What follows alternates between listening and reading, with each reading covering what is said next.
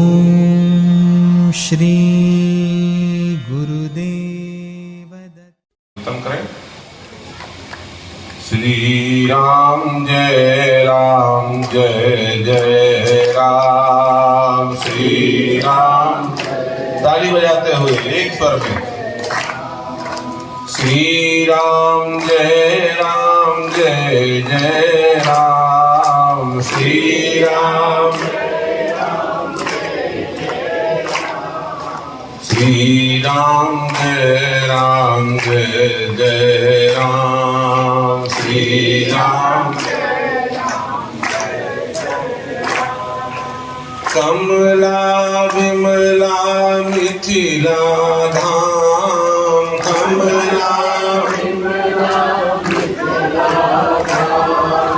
अवध सरयू सीताराम,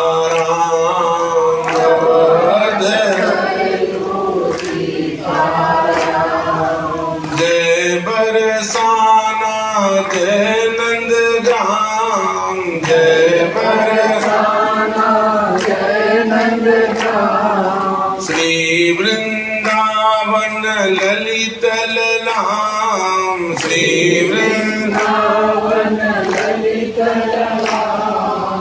भज ले रे मन चारो नाम, भज ले भरत शत्रुघ्न लक्ष्मण राम, भरत राम नाम भज बारंबारा, राम चक्र सुदर्शन है रखवारा, चक्र सुदर्शन है रखवारा, चक्र सुदर्शन है रखवारा, चक्र सुदर्शन।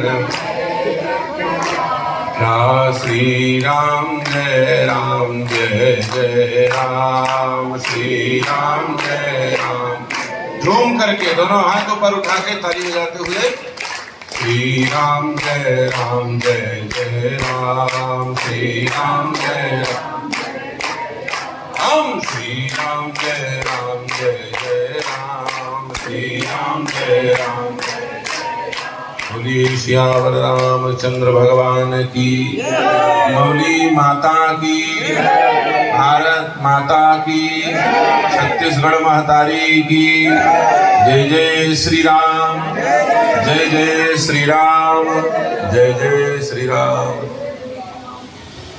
परमाध्यक्षा जिनकी ममतामय करुणामय कृपामय छत्र छाया में हम आप सब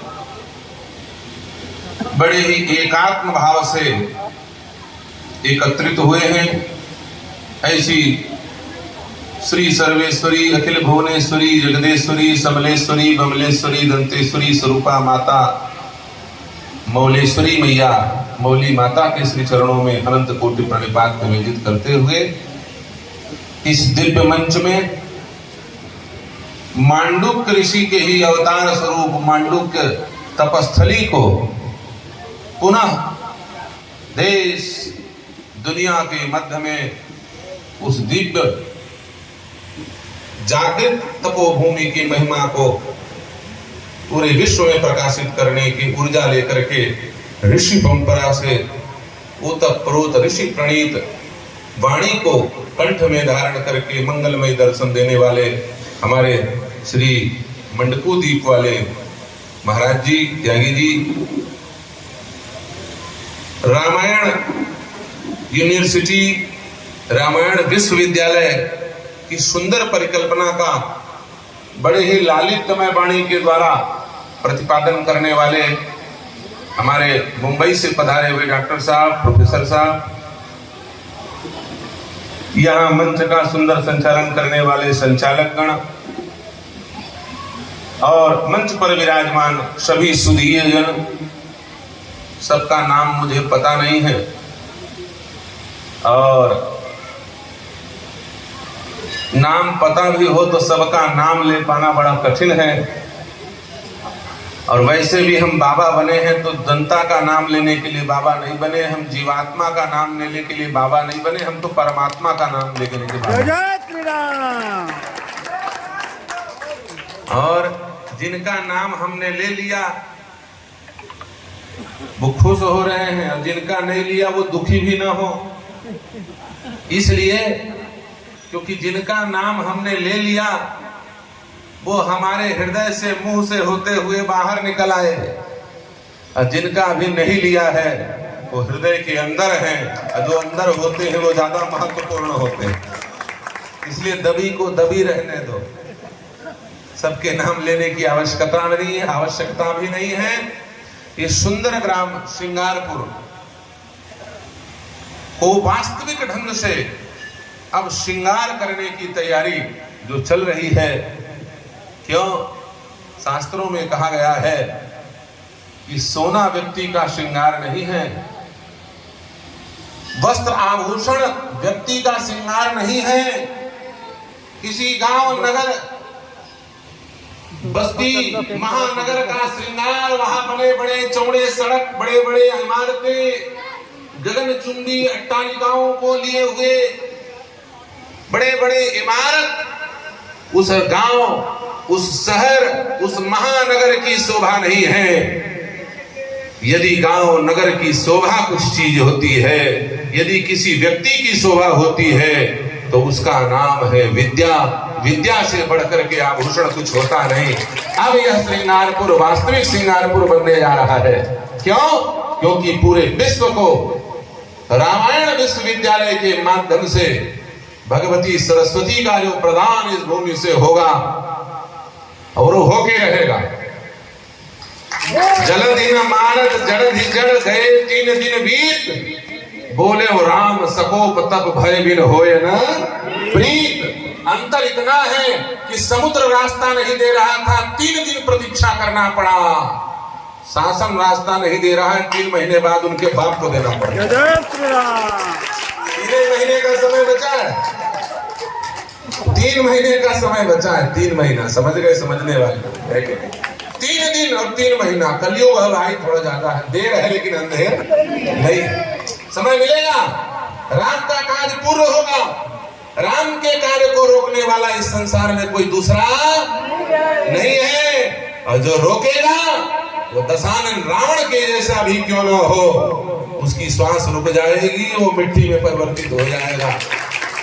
इसलिए ऐसे हमारे मुंबई से पधारे हुए बड़ी सुंदर बातें बताई आपने। सज्जनों, हमारे सनातन परंपरा का जो संवाहन है वो ऋषियों के द्वारा हुआ। यह भारत ऋषि प्रधान भूमि है। कोई भी वस्तु इस धरती में ऊपर से नीचे की ओर गिरती है, उसका दुष्परिणाम यह हुआ कि यह ऋषि प्रधान भूमि धीरे धीरे कृषि प्रधान हो गई, और कृषि प्रधान भूमि धीरे धीरे कुरुषि प्रधान हो गई।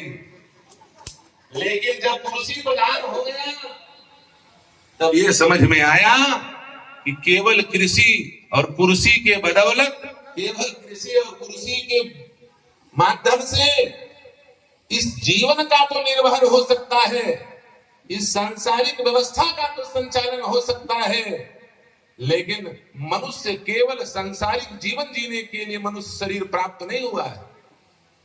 सांसारिक उपभोगों को करने के लिए केवल मनुष्य शरीर प्राप्त नहीं हुआ है। याद रखिएगा, यदि भोग लेना होता तो आपको मनुष्य शरीर प्राप्त ना होता। श्री आदि शंकराचार्य जी महाराज कहते हैं, दुर्लभम त्रैमे तत् देवानुग्रह हेतुकम मनुष्यत्वम मुमुक्षत्वम महापुरुष संश्रयः। यह मनुष्य शरीर इस लोक के लिए नहीं, इस लोक और उस लोक दोनों को व्यवस्थित करने के लिए प्राप्त हुआ है। जो दृश्य और अदृश्य दोनों सत्ता पर, दोनों को व्यवस्थित करने के लिए प्रयास करे, उसका नाम है मनुष्य। यदि केवल दृश्य में दिखाई देने वाली वस्तुओं के पीछे हम लगे रहेंगे तो क्षमा करना, हम मनुष्य नहीं, हम पशु हैं। लेकिन हम यज्ञ करते हैं। क्या करते हैं? यज्ञ करते हैं। क्यों करते हैं? जो दिखाई दे रहे हैं उनको हम भंडारा करके भोजन कराते हैं, और जो नहीं दिखाई दे रहे हैं उन्हें हम यज्ञ करके हवन करवाते हैं।